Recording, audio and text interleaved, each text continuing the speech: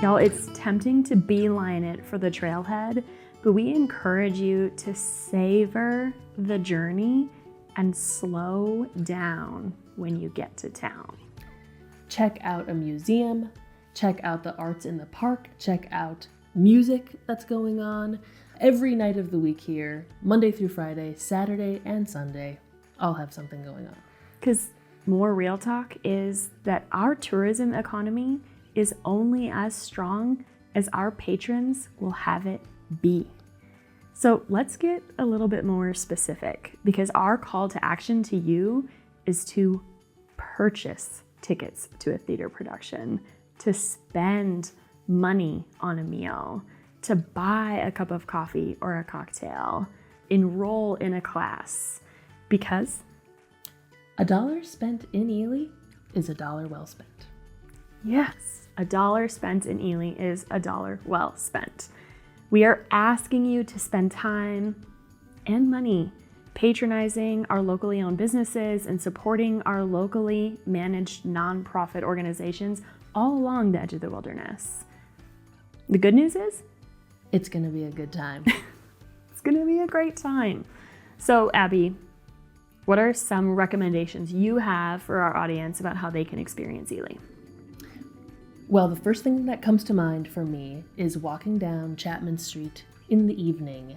Sunset would be the ideal time. I love walking down Chapman Street because there's Chapman Street Commons, a little pocket park. You can take a moment, sit down, check things out.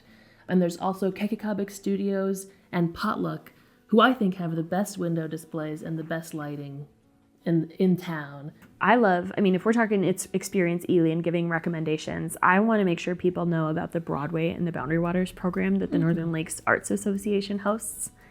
They've got local folks on stage with a cast of professional singers and dancers, theater people doing Broadway musicals in Ely, Minnesota.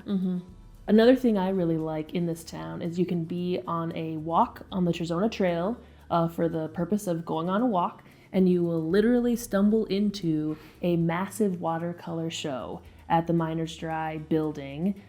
This event's hosted by the Greenstone Arts Association, and of course you can drive there and they have signs and you can find it in other ways, but I just love the idea of being on a walk, not planning on stopping for an hour and just being in awe of all of these beautiful watercolors and artists that are there to talk to you. And I think that's a really special little treat in this town too.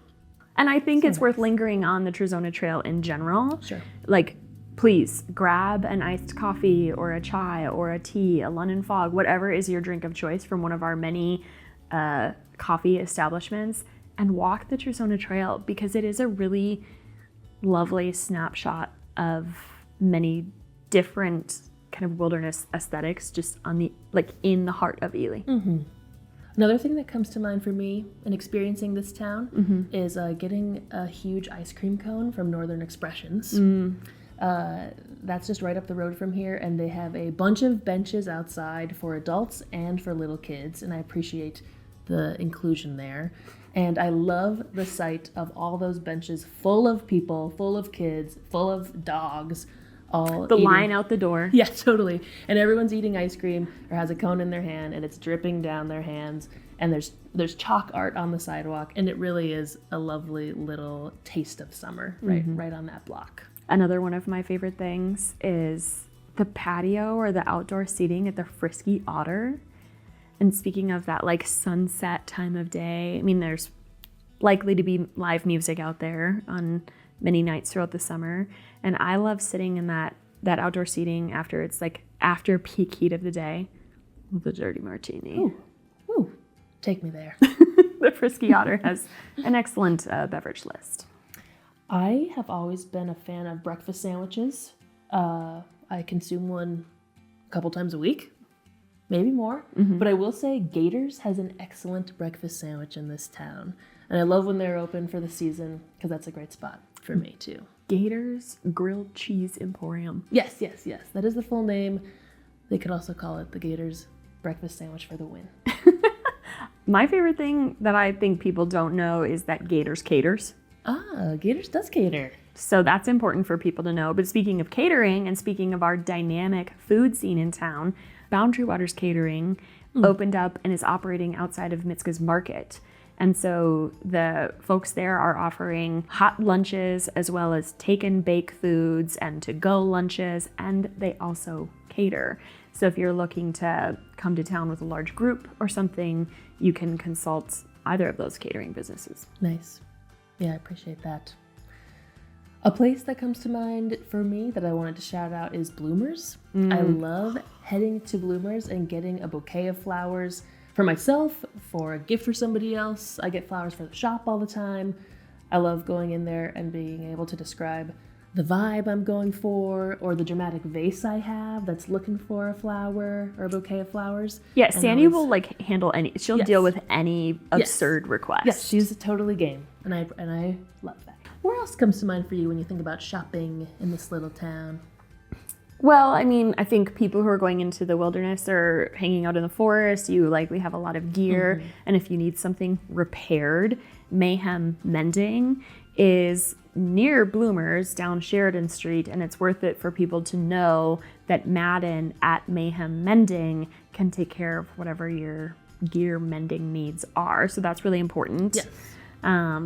And I also think it's a little off the beaten path, but I want our audience to know about the Ely Winton History Museum. So you go to the Minnesota North Vermilion campus, you go towards the Fine Arts Theater, and at that entrance you can find the Ely Winton History Museum. Right. And it's open Tuesday through Saturday, noon to 4, by appointment if you've got a group.